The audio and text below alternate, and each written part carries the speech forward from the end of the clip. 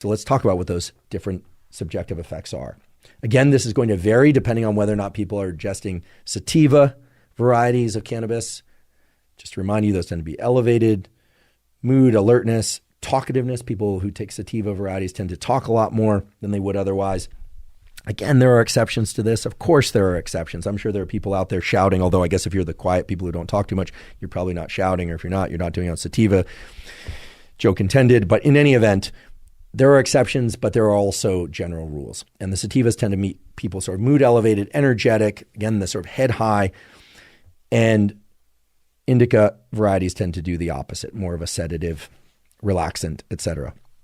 Why and how would they do that? Okay, well, without going into an extensive deep dive into the different neurotransmitter systems of the brain and body, what we know for sure is that CB1 receptors are present on an enormous number of different neurons in brain structures and neural circuits, so that the sativa varieties that act as sort of a stimulant, making people feel happy, because in general they do tend to elevate mood, at least at certain dosages, talkative, tend to make people feel like they have ideas that are interesting, that they might want to share, tend to narrow their context, so tend to increase focus. This is something that's not often discussed about cannabis, but it can, especially the sativa varieties, can increase people's level of focus to particular things, something they're watching or something they're doing, or music allows them to narrow their sense of focus. That's going to occur by activation of CB1 receptors in the so-called prefrontal cortex, which is just behind the forehead.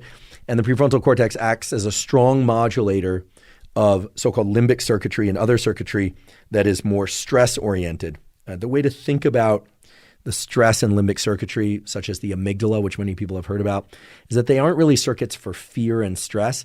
They are circuits that are constantly evaluating one's own internal state, heart rate, et cetera, and what's happening externally. And sorry to say, but the default of those systems is to detect danger, the sort of threat detection systems. And then the prefrontal cortex largely acts as a brake on those systems, sort of like the reins pulling back on a steed of horses that would otherwise just kind of take off. And so the sativa varieties tend to increase CB1 activation in the prefrontal cortex and in other circuitry that then leads to a kind of overall reduction in stress because of the way that prefrontal circuitry can reduce activation of the amygdala. However, at the same time, the very same THC and CBD that was brought into the system is binding the very same type of receptors, CB1 receptors, in other brain structures, such as the amygdala, and causing retrograde signaling back to the presynaptic neurons in the amygdala, but it's quieting the activation of those neurons. So this is interesting, right?